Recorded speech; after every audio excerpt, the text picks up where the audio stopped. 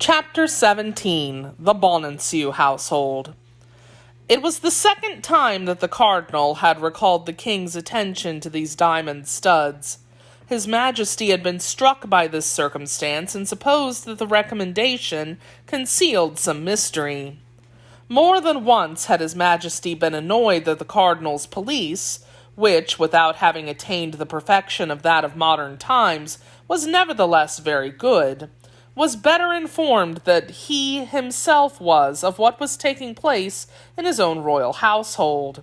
He hoped, therefore, to glean some information from a conversation with the Queen, and then to return to the cardinal and tell him some secret which his eminence might, or might not, be acquainted with, but whose exposition in either case must raise him very much in the eyes of his minister.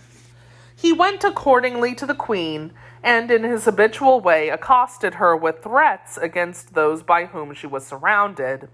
The Queen bowed her head and allowed the torrent to pass by without reply, hoping that it would at last exhaust itself. But that was not His Majesty's design. He wished for a discussion in which some light or other might be struck out, being convinced that the cardinal had kept something back, and was springing upon him one of those terrible surprises which his eminence so well knew how to contrive.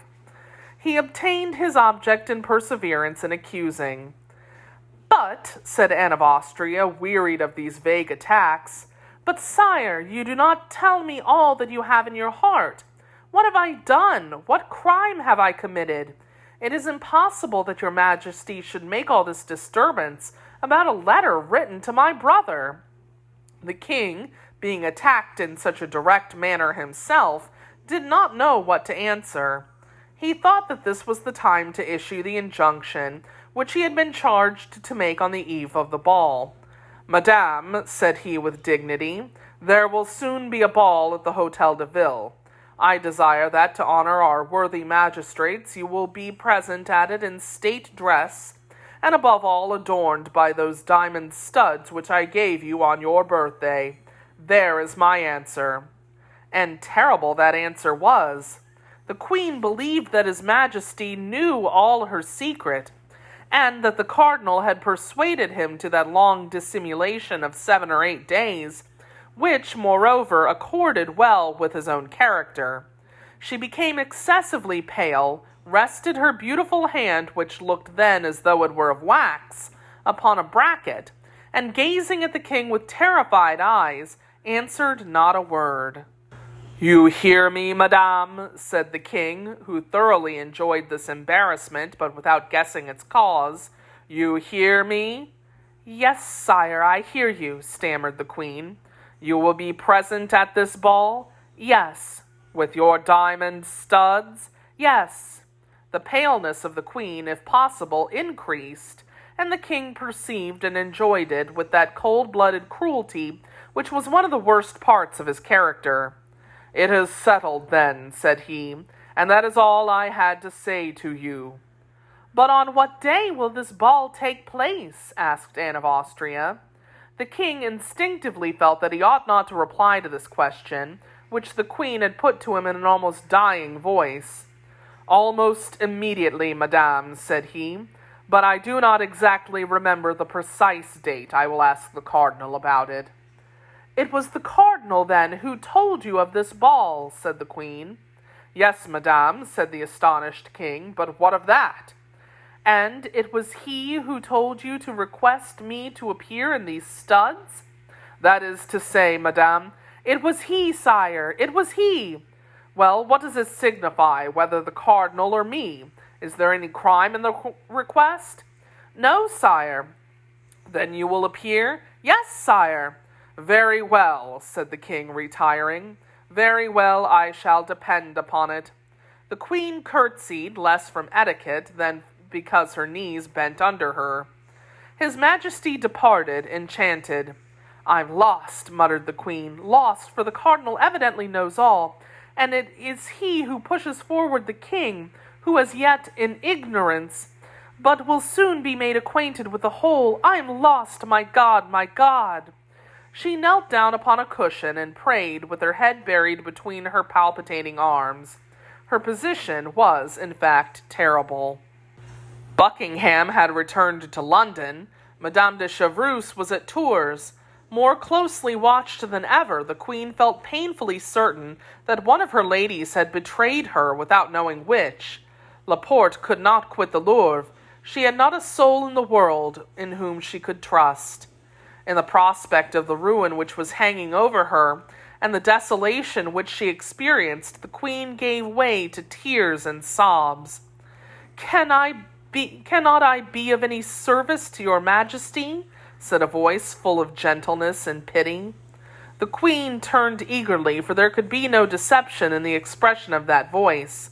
It was the voice of a friend. In fact, at one of those doors which opened into the Queen's apartment appeared the pretty Madame Bonancieux. She had been engaged arranging dresses and linen in a closet when the King entered, and being unable to get out, had heard the whole of the conversation. The Queen uttered a cry on seeing herself surprised, for, in her agitation, she did not recognize the young woman who had been given to her by Laporte. "Oh, do not be afraid," said Madame Bonancieux, joining her hands and crying herself at the Queen's agony. "I'm your Majesty's slave in body and in soul, and far as I am below you, inferior as my position may be, I believe that I've found a way of relieving your Majesty from your difficulty." "You? Oh, heaven, you!" exclaimed the Queen. "But let me see you, let me look you in the face. I am betrayed on all sides. May I confide in you?" "Oh, madame," said the young woman, falling on her knees. "Oh, doubt me not. On my soul, I'm ready to die for your Majesty." This exclamation came from the very depths of her heart, and it was impossible to distrust it. "Yes," continued Madame Bonancieux, "there are traitors here, but by the blessed name of the Virgin, I swear to you that there's no one more devoted to your Majesty than I am. Those diamond studs that the King has mentioned you gave to the Duke of Buckingham, did you not? They were within the little rosewood casket which he carried under his arm. Am I mistaken? Is it not as I have said?" "Oh, my God," muttered the Queen, her teeth chattering with affright.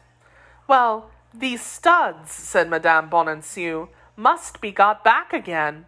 "Yes, without doubt," said the Queen, "but how can it be done? How can we succeed?" "Someone must be sent to the Duke." "But who? None can be trusted." "Have confidence in me, madame. Do me this honor, my Queen, and I will find a messenger." "But it will be necessary to write." "Oh, yes, that is indispensable. But 2 words from your Majesty's hand and under your own private seal will serve." "But those 2 words, they will be my condemnation, divorce, exile." "Yes, if they fall into the wrong hands. But I will undertake that these 2 words shall be delivered according to their address." "Oh, my God, must I then entrust my life, my honor, my reputation to your hands?" Yes, madame, you must, and I will preserve them all." "But how? Tell me that at least." "My husband has been set at liberty these 2 or 3 days. I have not yet had time to see him. He is a worthy, honest man, incapable of hatred or love. He will do what I wish. He will set out at my request, without knowing what he carries, and he will deliver your Majesty's letter, without even knowing it is your Majesty's, to the address which it may bear." The Queen seized the young woman's hands with a passionate impulse, looked at her as if to read the depths of her heart, and then, seeing nothing but sincerity in her beautiful eyes, kissed her tenderly. "Do this," exclaimed she, "and you will have saved me my life and my honor." "Oh, do not exaggerate the service which I have had the honor to render you. I have nothing to save for your Majesty. You are only the victim of treacherous plots." It is true, my child," said the Queen. "You're right." "Give me this letter, then, madame, for time presses." The Queen ran to a small table on which there were pens, ink, and paper, and wrote 2 lines which she sealed with her own seal, and handed to Madame Bonancieux. "And now," said the Queen, "we forget one thing which is very necessary." "And what is that, madame?" "Money." Madame Bonancieux blushed. "Yes, it is true," said she, "and I will confess to your Majesty that my husband—" "Your husband has none, is that what you would say?" said the Queen. Yes, he has got it, but he's very avaricious. That is his chief fault. Nevertheless, let not your majesty be uneasy. We will find means. And I have got none either. Those who may read the memoirs of Madame de Motteville will not be astonished at this reply. But wait a minute. The queen ran to her jewel box. Here, said she, here's a ring of great value, as I'm assured. It was given me by my brother, the King of Spain. It is mine, and I may dispose of it. Take this ring, convert it into money, and let your husband set out. In 1 hour you shall be obeyed. You see this address, said the queen, speaking so low that she could scarcely be heard. To my Lord Duke of Buckingham, London. The letter shall be delivered to himself alone. Generous child, exclaimed Anne of Austria. Madame Bonancieux kissed the queen's hand, concealed the letter in her bosom, and disappeared with the lightness of a bird. In 10 minutes she was at her own house. She had not seen her husband since his liberation, as she had told the queen, and was therefore ignorant of the change which had taken place in him regarding the cardinal, a change which his eminence's flattery and money had effected, and which had been strengthened by 2 or 3 visits from Rochefort, who had become Bonancieux's best friend, having persuaded him that the abduction of his wife had proceeded from no culpable sentiment but merely a political precaution. She found Monsieur Bonancieux alone. The poor man was with great difficulty restoring some order to his house, where he found the furniture almost destroyed and the chests mostly empty, justice not being one of the 3 things which King Solomon points out as leaving no trace of their course. As for the servant girl, she had fled on the arrest of her master. Terror had taken such hold of the poor thing that she had never ceased walking until she reached Burgundy, her native province. The worthy mercer had, as soon as he reached home, announced his happy return to his wife, and she had replied by congratulations and an assurance that the first moment she could snatch from her duties should be altogether devoted to a visit to him.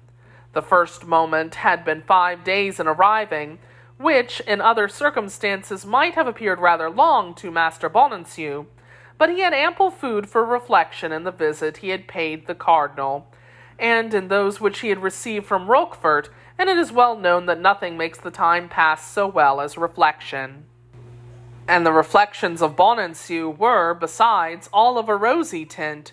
Rochefort called him his good friend, his dear Bonancieux, and did not cease to tell him that the cardinal thought very highly of him.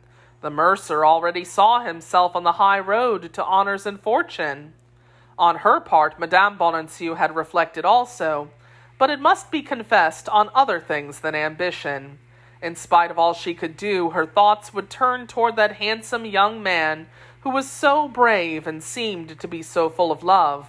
Married at 18 and having always lived in the midst of her husband's friends, who were but little calculated to excite the affections of one whose sentiments were more elevated than her station, Madame Bonancieux had remained insensible to all vulgar impressions.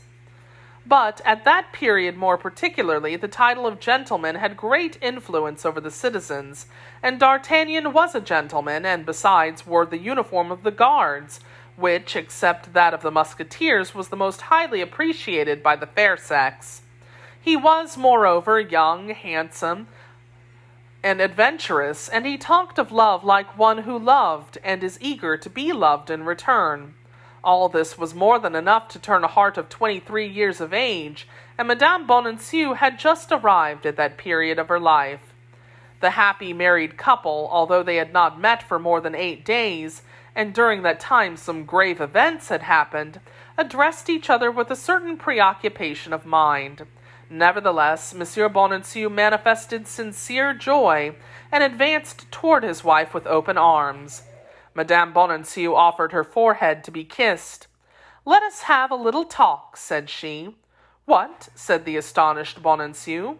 "Yes, certainly, I have something of the greatest importance to tell you." "Really, and I have some questions of importance to put to you. Explain to me your abduction, I beg of you." "That is of no consequence just now," said Madame Bonancieux. And what is this affair of consequence, then? Is it about my imprisonment? I heard of that on the same day, but as you were guilty of no crime, as you were connected with no intrigue, and as you knew nothing that could compromise you, I only attached to that event the importance to which it merited. You speak of it with little concern, madame, replied Bonancieux, hurt at the slight interest which his wife manifested in him. Do you not know that I was incarcerated for 1 day and 1 night in a dungeon of the Bastille? A night and a day are soon past, but let us have done with your captivity and return to the object of my return to you. What? The object of your return to me? Then it is not the desire of seeing your husband, from whom you've been separated for 8 days? Demanded the mercer, cut to the quick.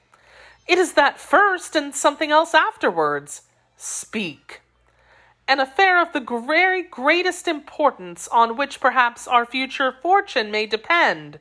Our fortune has a very different look since I saw you last, Madame Bonancieux, and I should not wonder if some months hence it should excite the envy of many. Yes, perhaps, if you will follow the instructions which I'm going to give you. Me? Yes, you. There's a good and sacred action to be performed, sir, and much money to be gained at the same time. Madame Bonancieux knew that in speaking to her husband of money, she attacked his weak side. But a man, even a mercer, when he has conversed 10 minutes with Cardinal Richelieu, is no longer the same man. Much money to be gained, said Bonancieux, pouting. Yes, a great deal. About how much? 1,000 pistols, perhaps. Then what are you going to ask of me is of serious consequence? Yes. What must I do? Set out immediately. I will give you a paper which will not let out of your own possession under any pretense whatever, and which you will deliver to the proper person. And where am I to go? To London. I go to London? Come now, you're joking. I have no business at London. But others have business for you there. Who are those others? I tell you beforehand I will do nothing in the dark, and I wish to know not only to what I expose myself, but also for whom I expose myself. An illustrious person sends you, and an illustrious person will receive you. The recompense will surpass your desires, and this is all that I can concede you. Intrigues again, nothing but intrigues. Thank you, I'm now somewhat distrustful of them. The cardinal has rather enlightened me on the subject. The cardinal? Cried Madame Bonancieux. Have you seen the cardinal? He sent for me, proudly answered the mercer.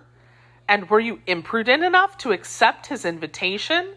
I ought to say that I had not the choice whether I would accept it or not, for I was between 2 guards.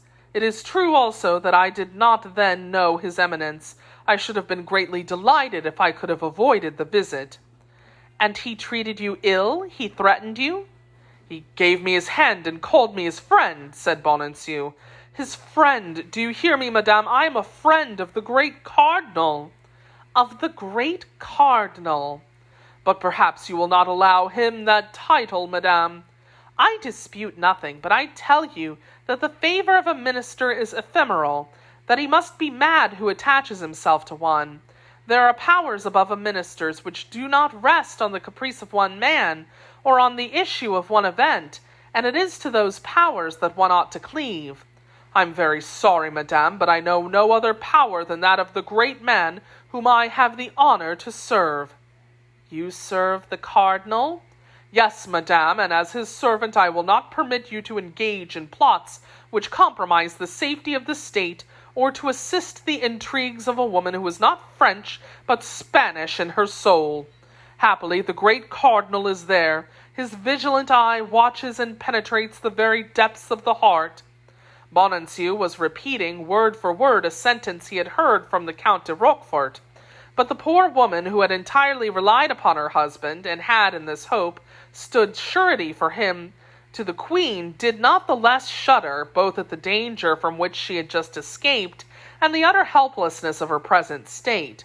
And yet, knowing the weakness, and above all the avarice of her husband, she did not despair of leading him into her schemes. "Ah, you are a cardinalist, sir," cried she. "Ah, you serve the party who ill uses your wife and insults your queen." "The interests of individuals are nothing in comparison to the interests of the public. I am for those who serve the state," said Bonancieux emphatically. This was another of Roquefort's phrases which he had retained, and now made use of at the first opportunity. "And do you know what the state you speak of is?" asked Madame Bonancieux, shrugging her shoulders. "Be content at being a private citizen, and cling to that side which offers you the greatest advantages." "Ah," said Bonancieux, striking a bag whose goodly paunch gave out a silvery sound. "What do you say to this, mistress preacher?" "Where did this money come from? Can't you guess?" "From the cardinal?" "From him and from my friend the Count de Roquefort." "The Count de Roquefort? Why, that is the man who carried me off." "Possibly, madame." "And do you accept money from such a man?" "Did you not tell me that this abduction was entirely political?"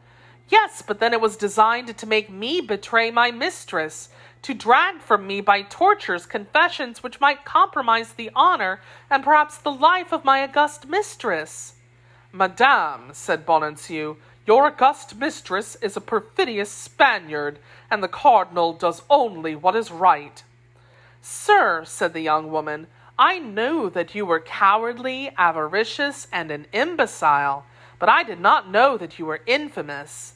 "Madame," said Bonancieux, who had never before seen his wife angry, and who recoiled before this conjugal rage, "Madame, what are you saying?"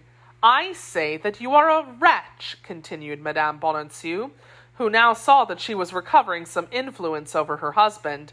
"Ah, you are a politician, and moreover a cardinalist politician. Ah, you sell yourself both body and soul to the devil for gold." "No, but to the cardinal." "No difference," cried the young woman. "He who says Richelieu says Satan." "Hold your tongue, madame, hold your tongue, you might be heard." "Yes, you are right, and I should be ashamed for anyone to know your cowardice." "But what do you require of me, then? Let me hear." "I have told you that you should set off this instant for London, sir, and should loyally and truly perform the commission with which I condescend to entrust you. On this condition I forget and forgive everything, and what is more," she added, holding out her hand, "I restore to you my affection." Bonancieux was a coward and a miser, but he loved his wife and was therefore subdued. A man of 50 cannot long be cross with a woman of 23. Madame Bonancieux saw that he hesitated. "Come," said she, "have you determined?" "But, my dear woman, reflect a little on what you require of me. London is a long way from Paris, a very long way, and perhaps the business may involve some dangers." "What does that signify if you escape them?" "Well, then," said the mercer, "listen. Madame Bonancieux, I decidedly refuse. Intrigues frighten me. I have seen the Bastille. Oh, it is frightful, that Bastille. It makes my flesh creep only to think of it. I was threatened with the torture. Do you know what the torture is? Wedges of wood which they drive alongside your legs till the very bones split. No, most decidedly, I will not go. Why the deuce do you not go yourself? For really I begin to think that I must have been mistaken about you until now. I suspect that you are a man, and a very violent one too." "And you are a very woman, a miserable, stupid, soulless woman. What, you are afraid? Well, then, if you do not set out this instant, I will have you arrested by order of the Queen, and clapped into that Bastille which you dread so much." Bonancieux sunk into a deep consideration. He carefully balanced the two enmities in his brain, that of the cardinal against that of the Queen, but the cardinal's preponderated enormously. "Have me arrested by the Queen," said he. "Well, I will get myself liberated through his eminence." Madame Bonancieux saw that she had gone too far this time, and she trembled at her own rashness. She looked with terror for an instant at this stupid figure, as invincible in its obstinacy as all fools who are in fear. "Well, then," said she, "let it be. Perhaps, after all, you are right. A man sees further in politics than a woman does, and you, more particularly, Monsieur Bonancieux, who have chatted with the cardinal. And yet it is very hard, continued she, that my husband, that a man on whose affection I thought I could rely, should treat me so unkindly and not satisfy my request. It is because your requests may lead too far, said Bonancieux triumphantly, that I distrust them. I renounce them, then, said the young woman with a sigh. Let us talk no more about them. If you would only tell me what I was to do in London, resumed Bonancieux, who remembered somewhat too late that Rochefort had advised him to worm out all of his wife's secrets. It is unnecessary that you should know it, said the young woman, who was now restrained by an instinctive distrust. It was about a trifle such as women sigh for, about a purchase by which money might be gained. But the more the young woman defended it, the more important did Bonancieux esteem the secret which she refused to confide to him. He determined, therefore, to go immediately to the Count de Rochefort and tell him that the Queen was seeking for a messenger to send to London. "Pardon me if I leave you, my dear Madame Bonancieux," said he, "but not knowing that you were coming to see me, I had made an appointment with one of my friends. I will return directly.